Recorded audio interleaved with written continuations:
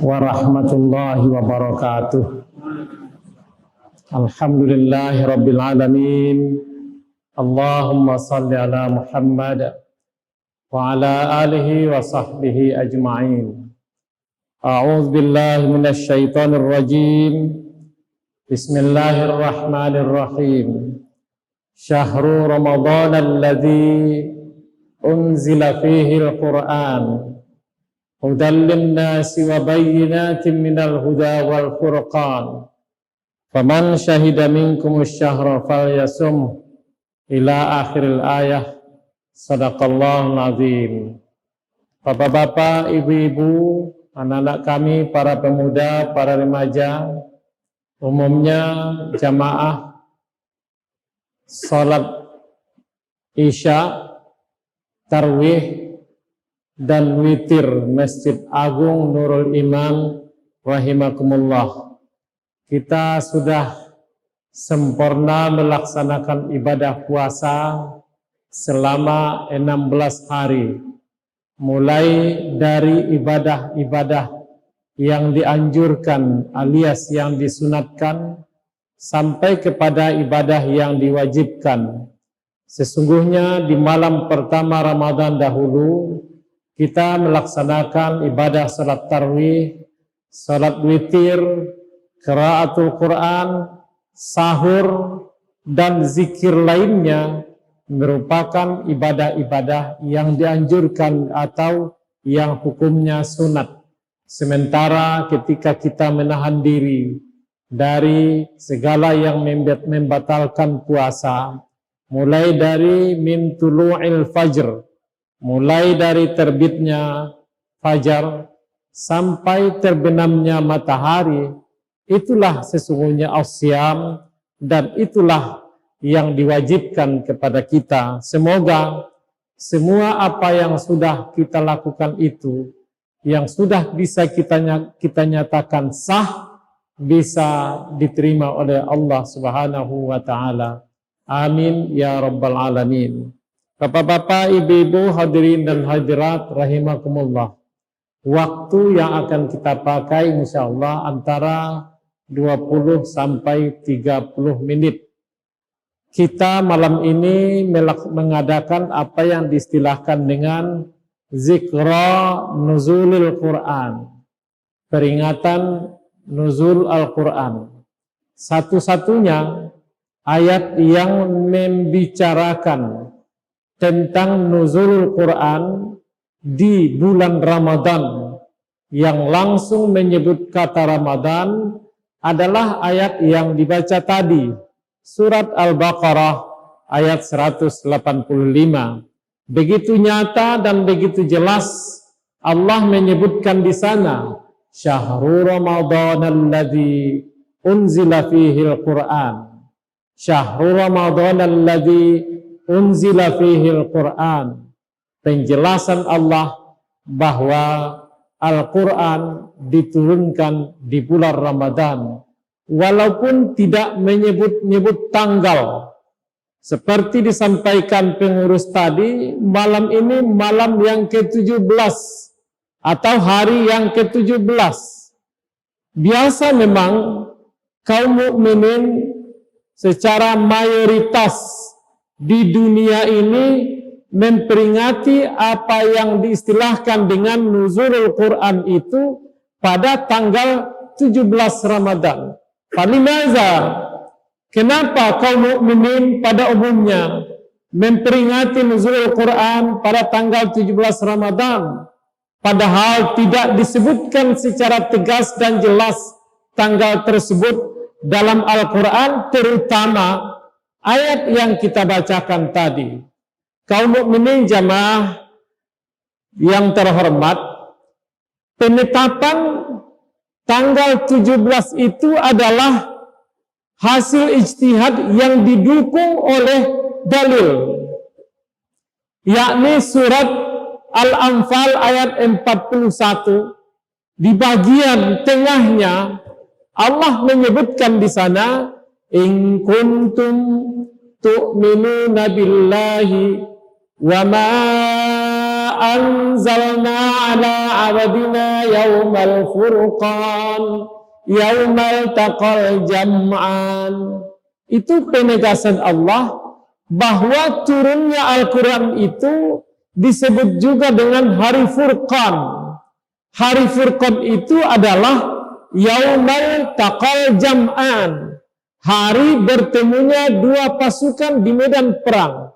Semua ulama mengatakan bahwa bertemunya dua pasukan di medan perang adalah bertemunya pasukan kaum muslimin dan kaum musyrikin di perang Badar. Perang yang pertama di dunia Islam. Perang yang pertama. Jamaah terhormat, sebenarnya perang Badar itu terjadi di tahun yang kedua Hijriah. Lalu kenapa dikaitkan dengan turunnya Al-Quran? Jamaah yang terhormat, ketika Allah menyebut bahwa Al-Quran itu disebut dengan hari Furqan, dan hari Furqan itu hari bertemunya dua pasukan di medan perang, para ulama menyebutkan bahwa ini menyebutkan tanggal, bahwa turunnya Al-Quran sama dengan peristiwa perang Badar. Ahli sejarah pun menyelidiki, sehingga mereka mengatakan bahwa perang Badar itu terjadi pada tanggal 17 Ramadan. Karena itu mereka kaitkanlah dengan apa yang dinyatakan Allah, wa ma anzalna ala abdina yaumal furqan, apa yang kami turunkan kepada hamba kami pada hari Furqan. Pada akhirnya mereka menyimpulkan bahwa turunnya Al-Quran pada tanggal 17 Ramadan. Jamaah terhormat, lalu bagaimana dengan surat Al-Qadar yang menyebutkan inna anzalnahu fi lailatul qadr, bahwa Al-Quran itu kami turunkan di Lailatul Qadar. Ada riwayat-riwayat yang mengatakan bahwa Lailatul Qadar itu tanggal 27 Ramadan. Lalu bagaimana dengan 17 Ramadan? Jamaah yang terhormat, para ulama di antara Syekh Rashid Ridho mengatakan bahwa keduanya adalah berdiri sendiri, tidak bertentangan antara sama lain, satu sama lain. Ketika Allah menyebut inna anzalnahu fi lailatul qadr, itu menyebutkan bahwa Al-Quran itu turun pada malam Qadar, mulai dari Lauh Mahfuz sampai ke langit dunia. Seperti kita ketahui pernyataan Allah, innahu laqur'anun majid fi lauhin mahfuz. Allah menyatakan bahwa Quran itu di Lauh Mahfuz, maka turunlah ke langit dunia sekaligus. Di mana langit dunia itu? Wallahu a'lam. Hanya Nabi menyebut dalam satu hadis ada istilah langit dunia. Ketika Al-Quran turun dari Lauh Mahfuz ke langit dunia, itu yang terjadi di Lailatul Qadar. Agak terinci di surat Al-Qadar. Inna anzalnahu fi Lailatul Qadr wa ma adraka ma Lailatul Qadr. Lailatul Qadri khairun min alfi syahr. Tanazzalul malaikatu warruhu fiha bi'izni rabbihim min kulli amr. Salamun hiya hatta matla'il fajr. Peristiwa malam itu, tanazzalul malaikatu warruh. Pada malam itu turunlah para malaikat dan juga ruh, maksud ruhul amin. Para malaikat turun bersama dengan Jibril, penghulunya malaikat, Sayyidul Malaikah, turun bersama-sama. Lalu mereka turun, tanazzalul malaikatu warruh fiha biizni rabbihim min kulli amr. Semuanya itu turun secara resmi. Kalau bahasa kantornya kita sekarang, bahasa dinasnya, semuanya punya SPD, Kalau dulu ada istilahnya SPPD, sekarang SPD, surat perjalanan dinas, resmi diizinkan Allah, tidak ada yang naik di jalan. Fiha biizni rabbihim min kulli amr. Apa yang mereka bawa? Salam. Salamun hiya hatta matla'il fajr. Salam, kedamaian. Artinya, apapun yang ada di dalam Al-Quran ini membawa salam, membawa kedamaian. Dan itu sesungguhnya yang biasa kita baca ketika kita selesai salat dalam salah satu zikir. Allahumma antas salam wa minkas salam wa ilaika ya'udus salam fahayyina rabbana bis salam wa adkhilna jannata daras salam.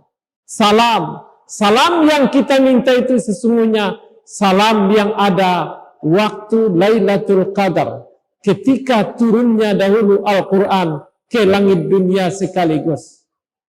Lalu kalau begitu sudah jelas ketika disebut turunnya Al-Quran di Lailatul Qadar adalah turunnya sekaligus dari Lauh Mahfuz ke langit dunia.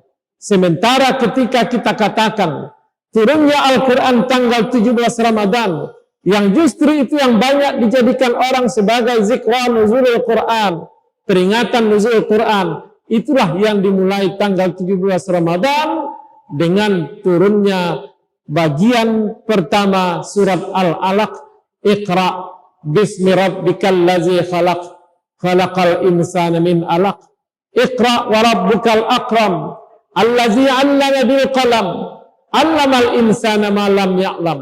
Begitu terkejut Nabi pada mulanya ketika didatangi Jibril di Gua Hira yang pada akhirnya membaca ayat ini.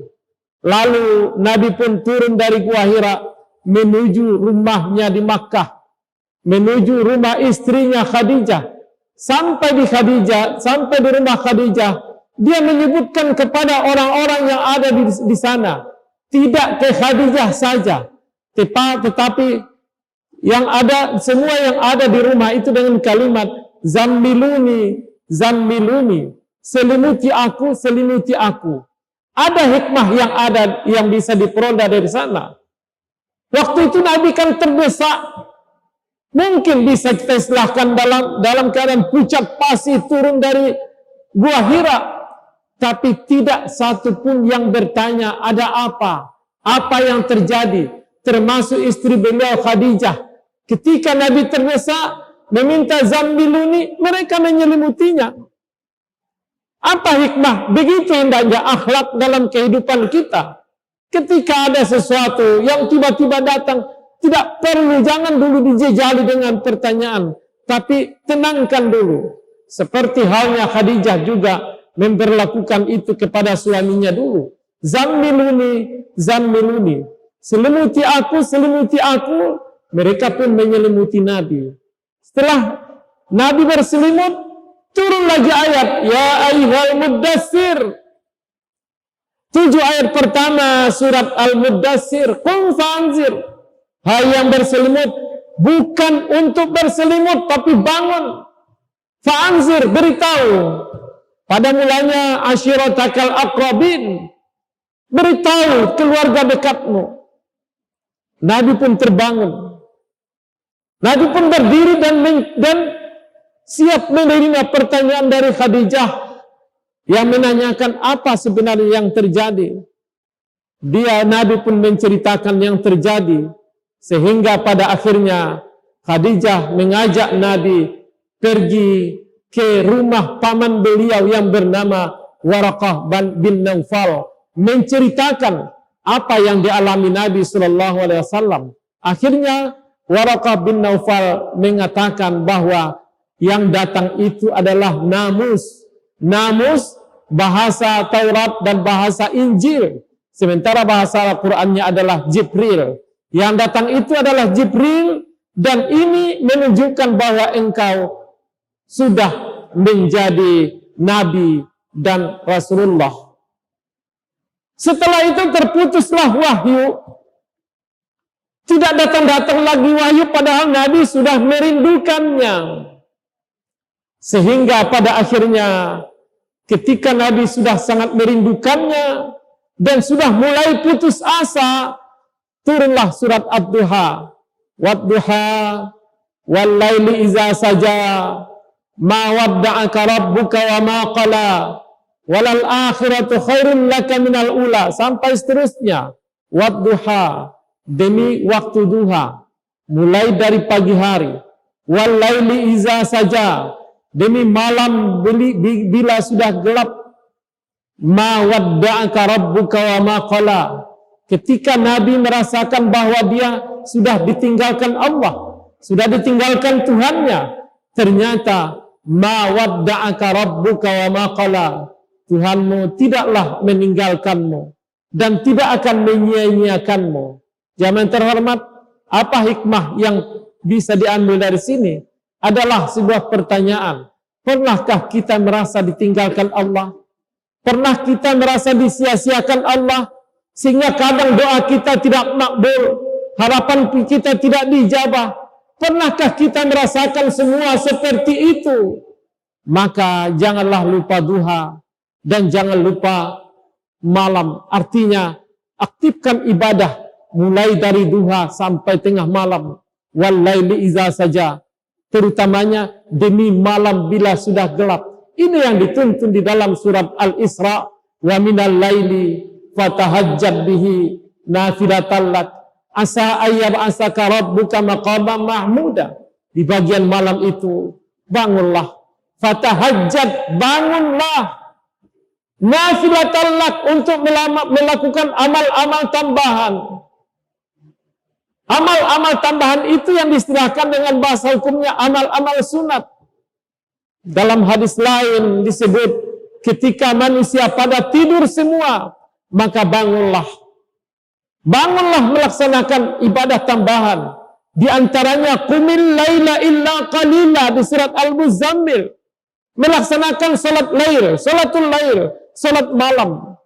Luar biasa. Asa ayyab asaka rabbuka maqaman mahmuda. Dipastikan Allah akan mengangkatmu ke derajat terpuji, ke derajat yang terpuji. Kalau tadi sudah merasa ditinggalkan, sudah merasa disia-siakan oleh Allah Subhanahu wa taala, tapi dengan aktif beribadah sampai kepada bangun tengah malam, ketika orang-orang lain pada tidur semua, kita bangun melaksanakan ibadah salat yang diistilahkan dengan salatul lail, salat malam, maka jaminan Allah, Dia akan mengangkat derajat kita.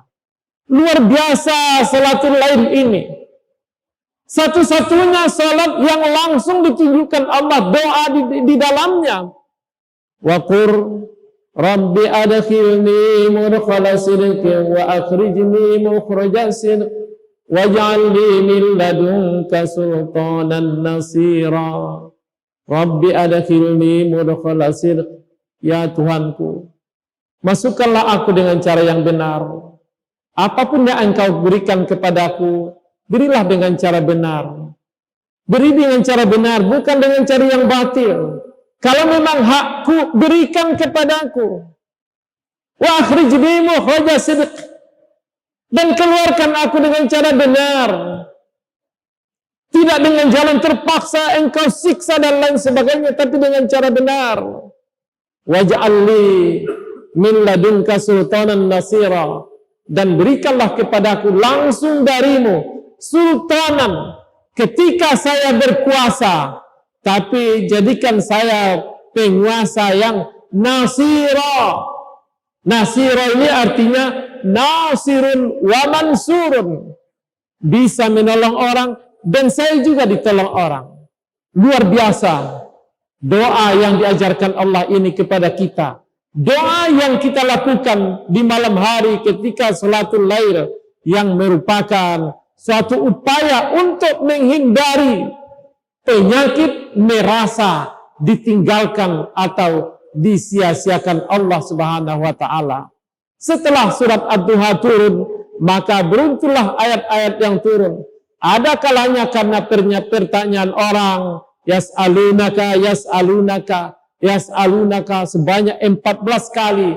Allah ya menurunkan ayat karena pertanyaan orang. Ada kadang-kadang Allah menyeru orang-orang yang beriman, ya ayyuhallazina amanu, ya ayyuhallazina amanu, sebanyak 88 kali Allah menyeru orang yang beriman, dan berbagai redaksi diturunkan Allah Al-Quran, sehingga pada akhirnya turunlah ayat penutup, al-yauma akmaltu lakum dinakum wa atmamtu alaikum ni'mati wa raditu lakumul islam madina, merupakan ayat penutup, ayat pemungkas yang menunjukkan bahwa apa-apa yang ada dalam Al-Quran ini sudah sempurnalah, sudah.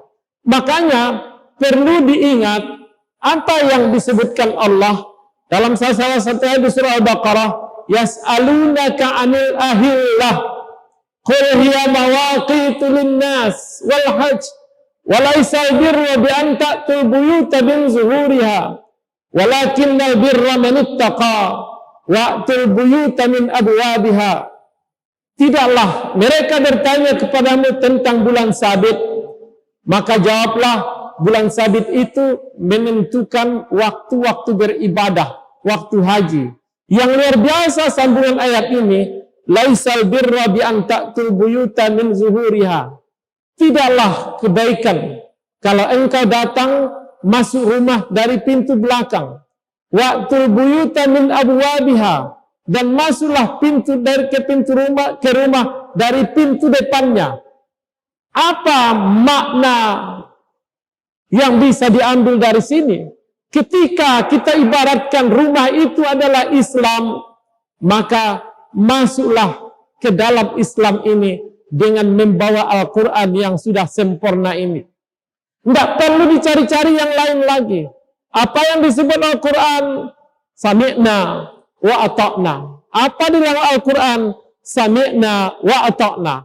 Kita mengikuti apa yang disuruhnya dan meninggalkan apa yang dilarangnya. Kaum mukminin, jamaah yang terhormat. Lalu, bagaimana sikap kita terhadap Al-Quran? Jamaah terhormat, ketika kita membuka Al-Quran, maka dipastikan kita akan menemukan pertama surat Al-Fatihah. Itu merupakan muqaddimah. Surat Al-Fatihah itu surat seperti muqaddimah.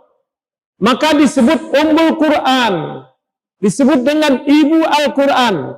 Di dalam surat Al-Fatihah itu sudah terkandung semua isi Al-Quran secara garis besar. Walaupun hanya terdiri dari 7 ayat.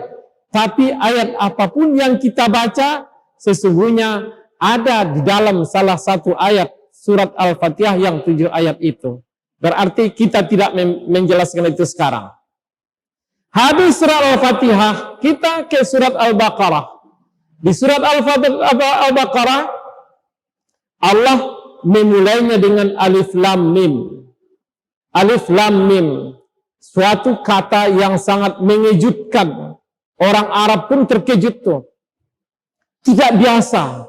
Banyak penyair-penyair dahulu di kalangan di masa jahiliyah, tapi tidak ada yang mengemukakan huruf potong. Sehingga ketika ada Al-Quran turun dengan Alif Lam Mim, ini di surat kedua, Alif Lam Mim, mereka terkejut dan konsentrasi. Gerangan apa yang akan disampaikan ini? Rupanya menjelaskan zalikal kitabu la raiba fihi. Al-Quran ini tidak ada keraguan padanya. La raiba fihi. Berarti diajak oleh Al-Quran kita terlebih dahulu menyamakan persepsi untuk mendudukkan Al-Quran ini sebagai kitab yang la raiba fihi. Tidak ada yang diragui di dalamnya. Baik satu huruf, satu kata, satu ayat, satu surat, dan semuanya tidak ada yang diragui. Dipastikan semuanya benar, dan kita hendaknya bersikap lurus saja ke situ lagi. Semua tuntunan yang ada di dalamnya lurus sajalah kita. Umpamanya, ketika Allah Subhanahu wa Ta'ala berbicara yang pada akhirnya sebenarnya soal akidah. Di ayat yang tadi di salat Isya dibaca oleh imam kita, Qulillahumma malikal mulki tu'til mulka man tasha wa tanzi'ul mulka mimman tasha wa tu'izzu man tasha wa tuzillu man tasha biyadikal khair innaka ala kulli syai'in qadir. Qulillahumma, katakanlah ya Allah, malikal mulki, penguasa, raja di raja, penguasa yang berkuasa, tu'til mulka man tasha, engkau bisa memberikan sesuatu kepada siapa yang engkau kehendaki, memberikan kekuasaan kepada siapa yang engkau kehendaki. Ini la raiba fih. La raiba fih. Ada satu teman, terus terang, contoh yang baru terjadi beberapa hari ini. Teman yang baru dimutasikan di Pemda Padang ini, dia mengatakan, saya tidak menduga saya dipromosikan ke sini, katanya. Iya. Malikal mulki tu'til mulka man tasha, la raiba fihi. Sebaliknya, wa tanzi'ul mulka mimman tasha. Biasanya pemegang eselon, terserah eselon berapa. Tapi sekarang tidak lagi. Dicabut oleh Allah. Bisa. La raiba fih. Allah sudah menegaskan dulu. La raiba fih. Apa saja yang ada dalam Al-Quran ini sifatnya. La raiba fihi. Akhirnya, oh berarti Allah yang menentukan ini. Tidak membuat gaduh. Tidak saja sampai membuat kita berontak. Wa tu'izzu man tasha. Engkau memberikan keperkasaan kepada siapa yang engkau kehendaki. Wa tuzillu man tasha, sebaliknya engkau memberikan kehinaan kepada siapa yang engkau kehendaki. Fakta, tanpa menyebut nama identitas orang, fakta kita lihat ada orang ndak ambu duga-duga beliau jadi hebat. Ya, ndak ambu duga-duga beliau jadi wali kota. Ndak diduga beliau jadi gubernur, tidak diduga beliau jadi presiden. Allah menghendaki, tu'izzu man tasha wa tuzillu man tasha. Engkau bisa memberikan kehinaan kepada siapa yang engkau kehendaki, yang pada akhirnya biyadikal khair, memang semuanya di tanganmu. La raiba fihi. Sehingga enggak membuat kacau kita. Tenang sajalah, karena kita hanya mengikuti takdir Allah. Tenang saja. Ini soal akidah. Demikian juga soal yang lain, soal muamalah. Ketika Allah Subhanahu wa taala sudah menyebutkan di dalam Al-Qur'an, antara lain dijelaskan Allah umpamanya, wala ta'kulu amwalakum bainakum bil batil. Janganlah kamu memakan harta sesamamu secara batil, dengan jalan mencuri, dengan jalan menipu, dengan jalan merampok, ada istilah populernya korupsi umpamanya, dengan memaksakan kehendak. Maka ingatlah, kalau pertama kalinya Allah Subhanahu wa taala memberikan bimbingan kepada kakek kita, moyang kita Nabi Adam dahulu di sorga, Allah kan memberikan bimbingan di situ. Wa qulna ya Adamu uskun anta wa zaujukal jannah wa kula minha ragadan haitsu syi'tuma wa la taqraba hadhihi syajarah fatakuna minaz zalimin. Wahai Adam, tinggallah engkau bersama istrimu di surga, makanlah apa saja yang ada di dalamnya sesukamu, tapi jangan dekati pohon kayu ini, karena nanti kalau kamu dekati kamu menjadi zalim. Berarti di situ ada perintah dan ada larangan. Berarti kita disuruh hendaknya mempergunakan pikiran kita, melihat kalau ini perintah sami'na wa ata'na. Kalau ini larangan ijtanabna, kami jauhi. Karena kalau kita melanggar itu, maka dipastikan kita menjadi zalim. Menjadi zalim, aniaya. Kalau aniaya itu terhina dalam pandangan Allah, juga terhina dalam pandangan manusia. Penegasan Allah seperti ini juga sifatnya la raiba fihi, la raiba fihi. Jamaah terhormat, angka atau huruf la raiba fihi itu sungguh luar biasa. Begitu dahsyat maknanya, bisa memasuki semua ayat Al-Quran, semua huruf Al-Quran dengan sifat la raiba fihi yang harus kita yakini dengan seyakin-yakinnya tanpa ragu sedikit pun. Ini agaknya perlu kita camkan. Kata la raiba fihi, kita kaitkanlah dengan semua ayat yang pada akhirnya insya Allah bisa kita, kalau kita berpegang teguh kepadanya, memegangi semua dengan pasti, maka kita akan tenang dalam menghadapi kehidupan ini dalam situasi dan kondisi yang bagaimanapun.